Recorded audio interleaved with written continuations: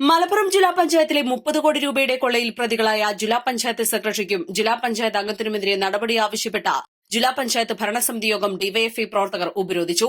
ജില്ലാ പഞ്ചായത്ത് യോഗം നടക്കുന്ന ഹാളിന് തൊട്ടു സമീപം വരെ എത്തിയ പ്രവർത്തകരെ പോലീസ് തടഞ്ഞു.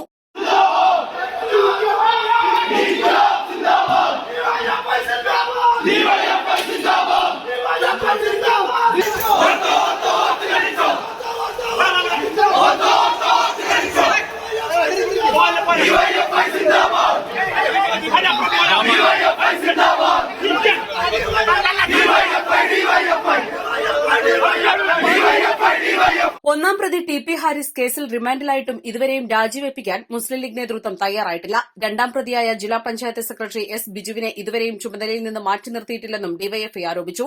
നിക്ഷേപ തട്ടിപ്പിൽ ഉയർന്നുവന്ന പരാതിയെ സംബന്ധിച്ച് രണ്ടാം പ്രതിയായ ജില്ലാ പഞ്ചായത്ത് സെക്രട്ടറി തന്നെ തയ്യാറാക്കിയ അന്വേഷണ റിപ്പോർട്ട് ഇന്നത്തെ ബോർഡ് യോഗത്തിൽ ചർച്ച ചെയ്യാൻ തീരുമാനിച്ചിരുന്നു.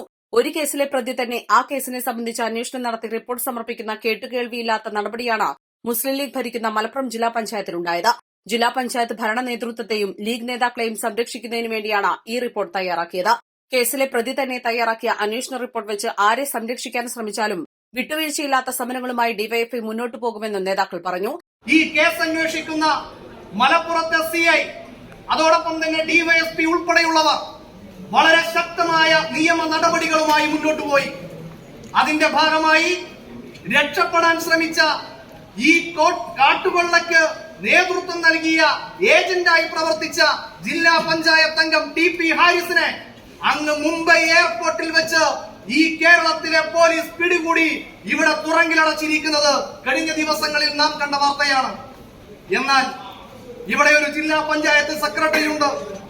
ആ ജില്ലാ പഞ്ചായത്ത് സെക്രട്ടറിക്കെതിരെ ഒരു നടപടിയെടുക്കുന്നതിന് വേണ്ടി ഇവിടെ രണ്ടാം പ്രതിയായി എഫ്ഐആറിൽ രജിസ്റ്റർ ചെയ്യപ്പെട്ട് കേസെടുത്ത് അന്വേഷണം നടന്നുകൊണ്ടിരിക്കുന്ന ഘട്ടത്തിൽ തെളിവുകൾ നശിപ്പിക്കാതിരിക്കുന്നതിന് അദ്ദേഹത്തെ ചുമതലയിൽ നിന്നും മാറ്റി നിർത്താൻ പോലും ഇവിടെയുള്ള ജില്ലാ പഞ്ചായത്ത് പ്രസിഡന്റ് അഴിമതിക്കാരി കൊള്ളക്കാരിയായ റഫീഖ തയ്യാറാവാത്തതിന്റെ ഭാഗമായാണ് ഞങ്ങൾക്ക് ഇത്തരത്തിലൊരു സമരവുമായി ഇവിടെ വരേണ്ടതായി വന്നത്. സമരത്തിന് ഡിവൈഎഫ്ഐ ജില്ലാ secretary K Shyamprasad, C Ilyas, P Saifuddin, C K Vibeesh, M Rajeesh, Harikrishnapal എന്നിവർ നേതൃത്വം നൽകി.